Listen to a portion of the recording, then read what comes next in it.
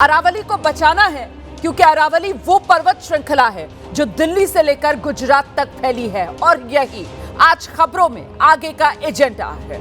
गुजरात से लेकर दिल्ली तक फैली हुई अरावली पर्वत श्रृंखला और इन इलाकों के लिए जीवनदायिनी है अरावली। लेकिन इस जीवन देने वाली पर्वतमाला को लेकर जारी हुआ है एक सुप्रीम आदेश, उसके अस्तित्व पर खतरा बनता नजर आ रहा है।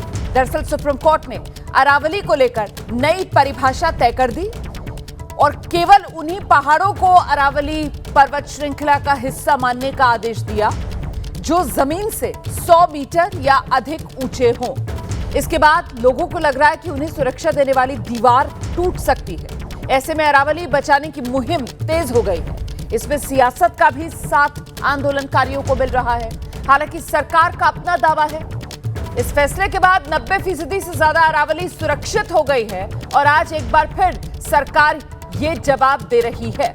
अरावली विवाद को लेकर ये आज की बड़ी खबर। केंद्रीय पर्यावरण मंत्री भूपेंद्र यादव ने जवाब अभी तक जो दिया है और इसके बाद आज भी वो जवाब देंगे। इस मामले को लेकर प्रेस कॉन्फ्रेंस करके बाकायदा भूपेंद्र यादव आज जो सत्ता पक्ष कह रहा है कि विपक्ष भ्रम फैला रहा है, वो भ्रम क्या है और सत्यता क्या है, ये सरकार की तरफ से मीडिया के जरिए देश के सामने बात रखी जाएगी। और इस बीच ये तस्वीरें आप देख रहे हैं विरोध प्रदर्शन की। अरावली को नहीं मिटने देंगे, नहीं मिटने देंगे, नहीं मिटने देंगे। अरावली बचाओ, देश बचाओ, देश बचाओ, देश बचाओ। तो अरावली बचाओ, देश बचाओ। राजस्थान के कोटपुतली में ये प्रदर्शन जो तेज हो गया है। दरअसल अरावली पर्वत श्रृंखला करीब 700 किलोमीटर लंबी ये पर्वत श्रृंखला और जैसे कि मैंने आपको पहले बताया कि दिल्ली का चाहे रायसीना हिल हो जहां राष्ट्रपति भवन बना हुआ है या फिर गुजरात, तो दिल्ली से लेकर गुजरात तक तमाम राज्यों से होकर गुजरती है ये पर्वत श्रृंखला और खासतौर से राजस्थान से गुजरता है इसका एक बड़ा हिस्सा। और वहां पर जो रेगिस्तानी इलाका है पूरा का पूरा राजस्थान का और साथ ही दूसरी तरफ जो उपजाऊ हिस्सा है और फिर जहां से आप कह सकते हैं कि हरियाणा वो एनसीआर का हिस्सा और दिल्ली तक आ जाता है, तो उसी जगह पर रेगिस्तान की गर्म हवाओं के लिहाज से एक ढाल बनकर खड़ी हुई है अरावली की ये पर्वत श्रृंखला और इसीलिए इसे बचाने की ये मुहिम इस रूप में तेज होती हुई नजर आ रही है। सड़कों पर लोग उतरे हुए हैं, जमकर विरोध प्रदर्शन किया जा रहा है। फैसला सुप्रीम कोर्ट की तरफ से आया है और इस फैसले को लेकर विपक्ष के नेता तो यहां तक कह रहे हैं कि सरकार को अध्यादेश लाना चाहिए और अध्यादेश लाकर इस फैसले को पलट देना चाहिए। हालांकि सरकार की तरफ से क्या कहा जा रहा है ये सुनिए। जो जियोलॉजी में काम करते हैं, भूविज्ञान भू सर्वे विज्ञान में काम करते हैं, तो वहां एक स्टैंडर्ड डेफिनेशन रिचर्ड मार्फी की मानी जाती है कि जो 100 मीटर की ऊंची पहाड़ी होती है उसको पर्वत माना जाता है। ठीक है, अब जब 100 मीटर ऊंची पहाड़ी को पर्वत माना जाता है तो केवल उसकी ऊंचाई पर्वत नहीं होती, ऊंचाई से लेके और धरातल तक, मतलब कोई भी पर्वत श्रृंखला ऐसी ईंट की दीवार की तरह खड़ी नहीं होती, वो एक बड़ी गोलाकार आकृति है। हाँ, उसका धरातल मतलब उसका जो बेस है, उसके धरातल से लेके और ऊंचाई तक जो जाएगी वो पूरी की पूरी 100 मीटर संरक्षित है। एक जो भ्रम फैला रहे हैं कि केवल ऊंची पहाड़ियों, उसके साथ में पड़ने वाली उसके धरातल में जो छोटी पहाड़ियां जो स्ट्रक्चर है वो सारा संरक्षित है। तो आप सरकार का पक्ष सुन रहे थे। अरावली पर जो विवाद हो रहा है उस पर सरकार क्या बोली।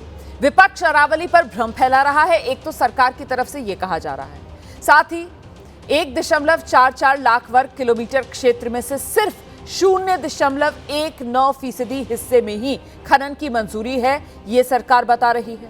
इसके अलावा 91.09% अरावली पूरी तरीके से सुरक्षित है, संरक्षित है, ये भी सरकार की तरफ से देश को जानकारी साझा की जा रही है। हालांकि लोगों में कहीं ना कहीं चिंता है और चिंता इस बात को लेकर है कि जो सुप्रीम कोर्ट की तरफ से अरावली की परिभाषा पर मुहर लगाई गई है कि सिर्फ 100 मीटर से ऊंची पर्वत श्रृंखला ही अरावली में गिनी जाएगी, इसी को लेकर सवाल है। अरावली की पहाड़ियों को लेकर ये पूरा विवाद क्या है, आखिर वहां रहने वाले लोग क्यों चिंतित हैं, ये जानने के लिए अरावली के इलाके से एबीपी न्यूज संवाददाता अहमद बिलाल की ग्राउंड रिपोर्ट आपको दिखाते हैं। भाषा के हिसाब से अगर 100 मीटर से जो नीचे की पहाड़ियां हैं अगर उनको पर्वत नहीं माना जाएगा तो इनके संरक्षण के जो कानून लगातार कई सरकारों की ओर से जो है बनाए गए हैं वो अगर इन पर लागू नहीं होंगे तो जो पर्यावरणविद हैं उनका साफ तौर पर ये कहना है कि ये जो नई परिभाषा है ये अरावली के लिए एक डेथ वारंट की तरह जो है वो साबित होने वाली है। मेरे कैमरा पर्सन रवीश पांडे से मैं कहूँगा कि एक बार जो है वो अरावली जो पर्वत श्रृंखला है उसके इलाके जो है वो दिखाएं और अब आप देखें यहाँ पर कि ये यहाँ पर हर छोटी बड़ी पहाड़ियाँ से मिलकर के ये जो रेंज है वो बना हुआ है और यहाँ पर कई ऐसी पहाड़ियाँ भी हैं जो कि 100 मीटर से कम है, लेकिन इस पे जो आप तमाम जो पेड़ पौधे जो जंगल है वो आप जो है वो यहाँ पर देख सकते हैं। और आपको ये भी बता दें कि जो फॉरेस्ट सर्वे ऑफ इंडिया की रिपोर्ट है वो बताती है कि जो अरावली की हज़ारों पहाड़ियों में से सिर्फ 8 से 10% पहाड़ियाँ ही 100 मीटर से ऊंची हैं। इसका मतलब कि जो 90% जो पहाड़ियाँ हैं वो उनकी ऊंचाई जो है वो 100 मीटर से कम है। ऐसे में ये पर्यावरणविदों का ये डर है कि ऐसी 90% पहाड़ियाँ जो है वो इलीगल माइनिंग की भेंट जो है वो चढ़ सकती हैं और ये पहाड़ियाँ जो हैं वो उनको जो भू माफिया हैं जो माइनिंग माफिया हैं जो स्टोन क्रशिंग माफिया हैं वो जो है इनको ख़त्म कर सकते हैं। आपको बता दें कि ये जो छोटी मोटी पहाड़ियाँ होती हैं ये एक जियोलॉजिकल जो तंत्र होता है, जो पारिस्थितिकी तंत्र होता है उसका एक अहम हिस्सा होता है। और अब ये जो नई परिभाषा है डर यही है कि उन्हें जो है अब इस संरक्षण से बाहर कर दिया जाएगा। लेकिन